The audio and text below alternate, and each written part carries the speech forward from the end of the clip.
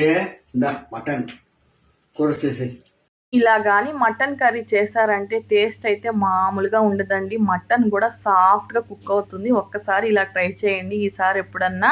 First అయితే ధనియాలు, గసగసాలు, జీడిపప్పు, మిరియాలు ఒక 1 అవర్ ముందే నానబెట్టేసుకున్నాను. దాంట్లోకి చిన్న ఉల్లిపాయలు వేసి మిక్సీ పట్టేస్తున్నాను నైస్గా.